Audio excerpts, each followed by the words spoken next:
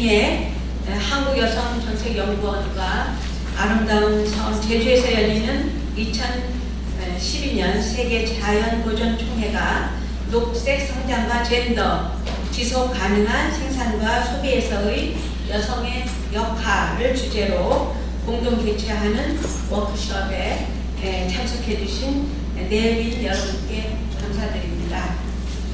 현재 정부는 지속 가능한 녹색 성장을 위해 인류 공동의 숙제인 기후변화, 물 부족 대응을 위한 다각적인 노력을 하고 있습니다. 녹색 성장은 환경 보존과 경제 발전을 통해 삶의 질 향상과 지속 성장이 가능한 것을 목표로 하고 있다는 점에서 여성의 시각이 반영되는 것을 매우 중요하게 생각하고 있습니다. 이에 이번 워크숍은 녹색 성장이 여성과 가족 그리고 지역사회에서 갖는 중요성을 살펴보고 여성의 녹색 생활 참여 확대 방안을 모색하고자 마련되었습니다. 우리 연구원에서는 여성 친화정책 전략단을 중심으로 여성의 시각이 반영되는 녹색 성장 관련 연구를 지속적으로 추진하고 있습니다. 특히 생활 체감 정책단은 여성의 녹색 생활을 주도해 왔습니다.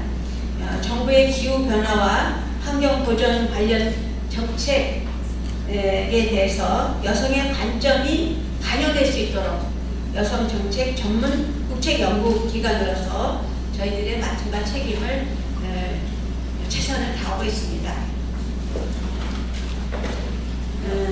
이번 워크숍도 우리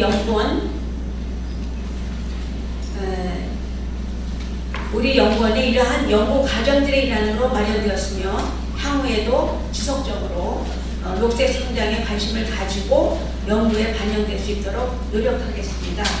워크숍에서 논의되는 내용들을 통해 향후 여성을 위한 녹색 일자리 창출, 또 녹색 생활에 대한 구체적인 생활 지침이 도출되기를 기대합니다.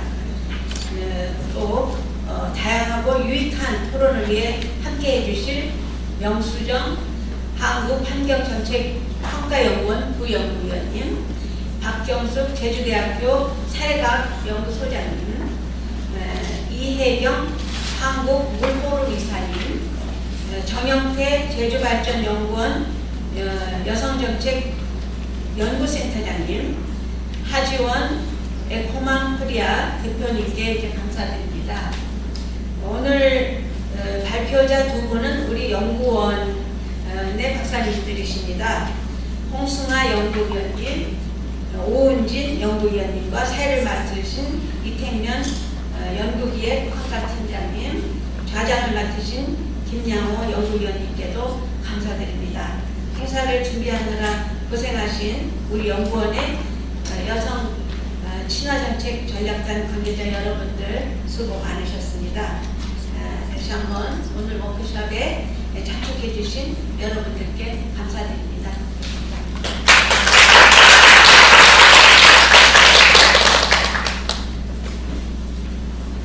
네, 한국여성정책연구원 최금수 원장님이셨습니다. 이제 이어서 곧바로 두 편의 주제 발표와 토론의 시간으로 바로 이어지도록 하겠습니다. 주제 발표와 토론에는 우리 한국여성정책연구원의 김양호 연구위원님께서 좌장을 맡아서 진행을 해주시겠습니다. 이 시간 이후부터 김양호 연구위원님께 마이크를 넘기도록 하겠습니다.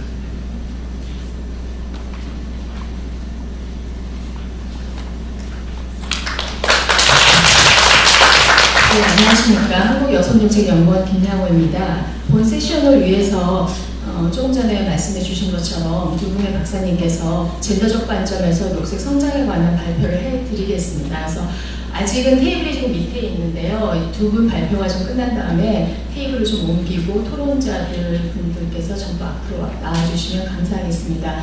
좌장의 역할은 어느 워크숍에서나 이제 시간 엄수인데요. 오늘은 특별히 여기 이제 계신 분들도 서울 올라가셔야 되고 뭐 여러 가지 사정이 있어서 정말 시간을 잘 엄수해 주시기를 발표자분들과 토론자님들한테 간곡히 부탁드립니다. 저희 원장님께서는 아주 칼같이 지켜주셨어요. 그래서 첫 번째로 홍수아 박사님이 나오셔서 여러분 자료집을 갖고 계시겠지만 여성, 가족, 지역사회 속에서의 녹색 성장과 삶의 질에 대해서 말씀해 주시겠습니다.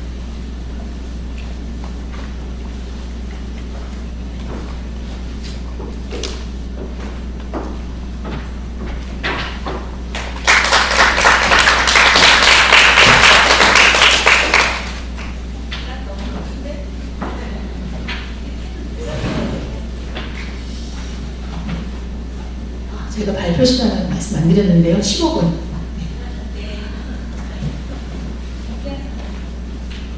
네, 안녕하십니까. 홍수아입니다. 제가 발표할 내용은 어떻게 보면은 녹색 성장과 젠더를 연결시키는 아주 개론적인 어떤 뭐라 그럴까요? 묘사는 하나의 그림이 그려질 것 같은데요. 시간이 없으니까 빨리빨리 진행을 하도록 하겠습니다. 네, 발표 순서는 다음과 같습니다. 우선 저는 이 녹색 성장을 지속 가능한 성장이라는 개념 속에서 제 개념을 지어보고 제 개념화한 상태에서 우리의 미래 사회는 어떤 모습으로 그려질 수 있을지를 생각해 보도록 하겠습니다. 그리고 이제 좀 더 논의를 좁혀서 지속 가능한 삶을 추구하는 지역 사회에서 어떠한 이제 형태의 그 사례들이 나올 수 있는지를 살펴보도록 하고요. 결론을 짓도록 하겠습니다. 네, 서론입니다. 왜 녹색 성장에서 지속 가능한 성장이 중요한지 그 논의에 대해서 생각해 보도록 하겠습니다. 지금 현재 우리가 살고 있는 세계에 대한 진단은 여러 학자들이 많은 이야기를 하고 있습니다. 우선 이제 그 토마스 프리드만이 이야기한 바로는 녹색으로 코드를 잡을 수밖에 없는 것이 지구 온난화로 인한 이 핫한 세계에서 또 정보화 경쟁으로 인한 프레트 사회가 만들어져 가고 있으면서 또 한편으로는 굉장히 그 경쟁 위주의 복잡 다단한 사회가 만들어지고 있다. 그래서 이 사회를 5가지의 위기로 진단을 하고 있습니다. 우선 독점적인 에너지 공급, 그리고 화석 연료의 독점적인 공급, 그리고 기후변화, 에너지의 빈곤, 그리고 생물 다양성의 감소, 이러한 5가지를 이 지금 현재 지구 사회가 처해 있는 위험의 요인으로 보고 여기에 대한 해법으로 에너지 시스템과 윤리에 대해서 지속 가능한 어떤 변화를 필요로 한다라고 얘기를 하고 있습니다. 한편 최근에 제독학자인 한병철 선생님께서는 피로사회라는 이야기를 하면서 우리 사회를 진단을 하고 있습니다. 지나치게 성과 중심적인 사회에서 성과에 대한 압박은 개인으로 하여금 자기 착취적인 어떤 현상을 만들어 나가고 있다는 것이죠. 반면에 이제 미래학자인 진 데이터 같은 분은 그 미래윤이라는 이야기를 하면서 지금 현재 너무 과도한 국제 지출이라든지 환경 파괴라든지 또 과도한 어떤 소비, 이러한 우리 사회의 모습이 굉장히 미래 세대에서는 굉장한 그 무자비한 폭력으로 행상할 수 있다는 이야기로 경고를 하고 있습니다. 그래서 이 글에서는 지속 가능성이라는 정의를 다음과 같이 하고자 합니다. 개발을 해나가되 우리의 욕구를 만족시키면서 동시에 다음 세대가 그들의 욕구를 충족시킬 수 있을 정도로 그들을 능력을 위하지 않는 범위 내에서의 어떤 그 지속 가능한 성장이라는 개념을 하고요. 주요한 범주를 파이낸스 앤드 웰페어, 그리고 환경과 에너지, 그리고 생활 양식, 이렇게 3가지 범주로 살펴보도록 하겠습니다. 우선 이제 재정과 복지의 문제인데요. 그 최근 발표된 국회의 그 예산정책서에서 나온 보고서에 의하면 우리나라 정부의 빚이 부채가 급속도로 커져서 2060년이 되면은 2,000조가 된다고 합니다. 이러한 이제 빚은 누구의 부채인가? 현 세대는 이 부채를 이제 쌓아가면 되지만 이 부채의 결과는 다음 세대에 들어간다는 것이죠. 그래서 예를 들어서 지금 현재 10살인 아동이 자기가 받는 복지 혜택에 비해서 자기가 내는 돈이 3억 2천만 원이 될 것이다 라는 이제 그 추정이 나오고 있습니다. 반면에 이제 환경과 에너지 측면에서는 많이 얘기된 바와 같이 지구 온난화와 그 에너지 부족이 여러 가지 이제 현상들을 가지고 오지요. 이 그림을 보시면 온난화의 이제 그 그래프를 확연히 볼 수 있고, 특히나 이제 1960년대 이후로 확연히 올라간다는 것을 확인할 수 있습니다. 그러면 이제 뭐 많이 보고 있는 이야기들인데요. 이제 뭐 대기 온도가 얼마나 올라가고 있으며 또 해면 수위가 얼마나 올라가고 있는지 또 뭐 강수량이 얼마나 증가하고 있는지 이런 것들은 올여름을 통해서도 저희들이 충분히 진작을 했다고 체험을 했다고 생각합니다. 그리고 이제 최근에 그 20살 이상의 성인 남녀 1000명을 대상으로 해서 과연 우리나라 사람들은 이 기후 변화에 대해서 얼마나 인식하고 있는지를 조사를 해봤습니다. 그 결과 많은 사람들은 10년 내에 중요한 어떤 그 건강 문제가 올 것이라고 막연히 인식을 하고 있다는 것이죠. 그 인식의 강도는 여성이 남성보다 또 나이가 많은 사람이 젊은 사람보다 정치적으로 진보적인 사람이 보수적인 사람보다 더 강한 걸로 나타나고 있습니다. 이제 재미있는 그 지수가 있는데요. 기후 변화에 대한 인식 지수입니다. 전반적으로 기후 변화에 대한 인식은 54.13으로 나타났고요. 이제 구체적으로 보면은 인식 지수는 70.28, 인식은 하고 있지만 이해는 59.57, 그리고 확신을 가지고 있는 것은 52.01. 그 확신을 행동으로 옮기는 지수는 수행 지수는 30.85 이렇게 나타나고 있습니다. 다시 말해서 한국 사람들은 기후 변화를 알고는 있지만 그것을 확신을 가지고 행동에 옮기는 것에서는 상당히 낮다는 것이죠. 네, 그래서 이제 우리나라뿐만 아니라 이제 세계적으로도 이러한 기후 변화에 대응해서 IPCC라든지 UNFCC UN 기후 변화 협약 이런 이제 조약들이 만들어졌고 우리나라도 93년에 가입국으로 들어가 있습니다.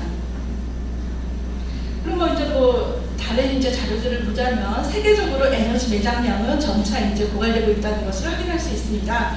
오일, 석유, 석탄, 전통가스, 비전통적인 가스를 보면은 가장 많은 석탄의 경우에도 사용하는 연한이 118년으로 나오고 있어서 분명히 이것은 지속 가능한 성장에 있어서 에너지 문제는 중요한 문제로 될 것 같습니다.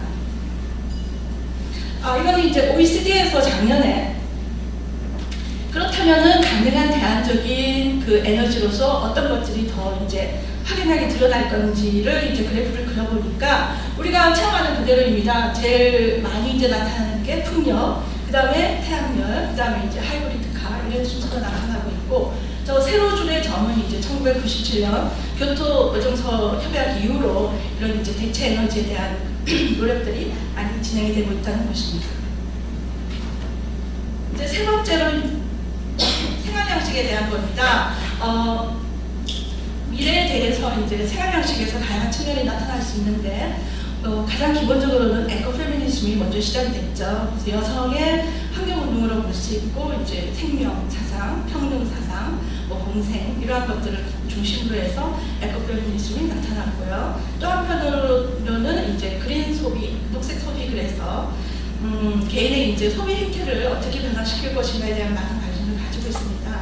근데 이제 현대까지는 이 녹색 소비는 굉장히 이제 파이널 컨섬션, 최종 소비라든지 어떻게 이제 쓰레기를 버릴 것인가 처분의 과정에서는 관심이 있지만 실제로 전체가 생산과 분배 과정에 어떻게 되는지에 대해서는 좀 제한적인 관심을 가지고 있다고 평가가 되고 있습니다.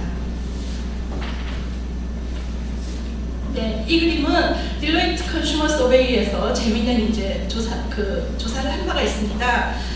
데이터는 6,500명이고요. 2009년에 조사를 했습니다. 보면은 제일 크게 95%의 조사 대상자들은 막연하게 그린 상품에 대해서 알고 있고 또 75%는 완전히 이해를 하고 있다. 61%는 물건을 살 때 상점에서 그린인지 확인을 하는 정도, 47%는 좀 더 구체적으로 이제 확신을 하는 정도, 22%는 그린 상품을 반드시 사는. 그러니까 이 농도에 따라서 녹색 제품을 사는 녹색 소비자의 이 다단계가 나타나고 있는 것이죠. 실제로 이제 오른쪽 그래프를 보시면 그린 컨슈머는 일반 컨슈머에 비해서 녹색 제품을 사는 그 충성도가 더 높게 나타나고 있습니다.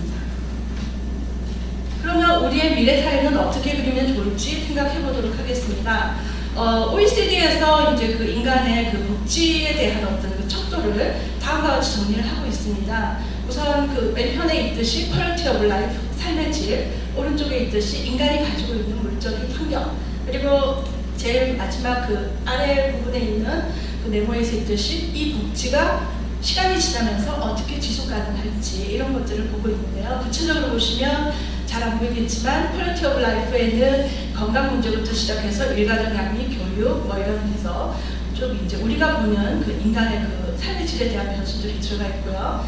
물적인 삶에는 GDP, 또 소득, 부, 직업, 뭐 주거 문제 이런 것들이 들어가 있습니다. 그리고 이제 지속 가능한 복지의 균형에서는 자연자본, 경제자본, 인적자본, 사회적자본 이런 것들이 들어가 있습니다. 그래서 OECD에서 이제 제안을 하는 것은 이 각각의 세 가지 영역에서의 제대로 된 어떤 그 발전 과정이 결국은 휴먼 웰빙을 만들어내는 이제 그 매저먼트가 될 것이다라는 얘기를 하고 있습니다. 그 과정이라는 것은 저탄소 경제를 만들어내고 새로운 공동체를 만들어내고 패러다임을 변화시키는 것이며 또 재생에너지나 또 빌딩 역시 자가 발전이 가능한 그런 이제 그 새로운 어떤 건축물의 조합 이런 것들을 이야기를 하고 있습니다. 그래서 이후에서도 이제 이러한 변화들은 아마도 이제 한 40년이 걸릴 것이며 투자 비용은 한 1조인가요? 이렇게 들어갈 것이다 라고 얘기를 하고 있습니다. 반면에 이제 이 전체를 본다면 생산과 소비에서의 이제 여성이 그린 그 녹색 전략에서 어떻게 자리매김해질 수 있는지를 살펴보도록 하겠습니다. 일반적으로 이제 저희들은 소비 측면, 지금 전까지도 저희는 이제 소비 측면을 많이 봤었는데 오른쪽 네모를 보시면 소비 측면에서는 재생에너지를 사용하고 그 재생에너지가 여성들 컨슈머의 욕구에 맞춰서 개발되는 것을 강조를 했고요. 또 그런 에너지는 덜 노동집약적이면서 안전하고 편리하게 사용될 수 있도록 하는 것, 그리고 이제 연료의 생산이라든지 기술의 투입 이런 측면을 주로 이제 강조를 했다면 이제 프로덕션 내적 측면을 보시면 이게 아마 이제 오 박사님이 제 다음에 발표할 부분일 것 같은데요. 우리가 지금 현재 가지고 있는 이 생산 체계에서 어떻게 녹색 성장 전략이 같이 이제 융화될 수 있는지의 측면을 살펴볼 수 있을 것 같습니다. 그것은 이제 굉장히 거대한 규모로 자본 집약적이면서 특별한 기술이 필요한 어떤 그 새로운 생산 분야가 만들어질 것이며 또 그 분야에서 여성이 테크니션이 되고 또 국제적으로도 이게 네트워킹이 돼서 젠더 트레이닝도 하고 또 이제 어떤 그 네트워킹을 통해서 새로운 어떤 생산 분야를 만들어낼 것이다 이런 얘기를 하고 있습니다. 근데 이제 저는 그 생산과 소비를 더 근본적으로 엮을 수 있는 것은 물론 이제 그 생산의 영역은 일자리라든지 이런 부분이 될 수 있지만 한편으로는 생산과 소비가 여성을 통해서 연결될 수 있는 것이 지역 공동체라는 이제 개념으로 접근을 해보고자 합니다. 그래서 녹색 성장 전략은 주로 이제 이제까지 나왔던 그린 테크놀로지라든지 그린 에너지라든지 그린 잡이라든지 이런 어떤 경제적인 측면에서 얘기가 됐다고 하면 젠더 퍼스펙티브에서 녹색 성장 전략이라는 것은 우리가 살고 있는 또 우리의 가족이 살고 있는 지역사회가 어떻게 건설되고 어떻게 변화되고 할 것인지의 문제를 보다 중심적으로 살펴보는 것이라고 생각합니다. 그리고 이제 이러한 노력들은 단순히 환경을 변화시키는 것만이 아니라 공동체의 어떤 삶의 그 질을 변화시킬 수 있는 그런 원동력이 될 수 있지 않을까라고 생각합니다. 그래서 이제 지역 공동체를 본다면 지역 공동체는 크게 두 가지로 구성된다고 볼 수 있겠는데요. 생활 공간과 또 생활 양식, 생활 방식으로 볼 수가 있을 것 같습니다. 생활 공간이라 함은 그 우리가 이야기하는 여성 친화 도시라든지 어떤 그런 측면에서 도시를 환경 친화적이고 가족 친화적으로 만들어가는 것으로 볼 수 있고요. 거기에서 강조되는 개념이 걸을 수 있는 거리, 워커블 시티라는 개념이 되는 것 같습니다. 그래서 이게 이제 나중에 그 젠더라는 측면하고도 상당히 많이 연결이 될 것 같습니다. 그리고 이제 안전의 측면도 강조되겠죠. 반면에 이제 오른쪽 네모에서는 라이프 스타일에서 주로 이제 아까 보셨던 그 녹색 소비를 통한 어떤 생활 방식의 변화, 그리고 이제 윤리적인 소비, 또 그 환경 친화적인 소비 이런 측면들이 그 생활 방식을 바꾸는 힘들이 될 수 있을 것 같습니다. 또 좀 더 자세히 본다면 생활 공간의 변화라는 것은 환경 친화적이면서 여성의 욕구와 참여를 시티 플래닝에 반영을 하는 것이고요. 여기에 더해서 이제 교통 체제가 어떻게 여성과 환경을 고려해서 재구조화되는지의 문제를 굉장히 중요하게 생각을 하고 있습니다. 두 번째 이제 그 교통 체제와 여성과의 관련성을 다시 이제 재설계를 한다면 로드니 툴리의 그 오용을 원형을 할 수 있을 것 같습니다. 이 분이 한 얘기는 교통수단이라는 것은 레드 모드와 그린 모드가 있는데 레드 모드는 이전에 화석 연료를 주로 사용하면서 굉장히 사회적인 불평등, 왜냐하면 어떤 큰 차를 가지고 있는가, 어떤 화석 연료를 더 많이 사용하는가를 가지고 있는 거죠. 그리고 이제 환경에 얼마나 그 부정적인 영향을 미치는가, 이런 어떤 부정적인 측면을 가지고 있는 반면에 그린 모드라는 것은 에너지를 보존하고 또 대중교통을 이용함으로써 사회적인 평등성을 확장해 나갈 수 있는 어떤 그 가능성을 가지고 있다고 보는 거죠.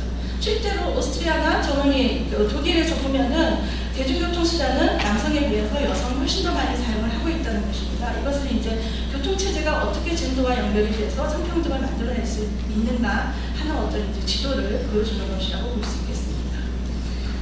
그래서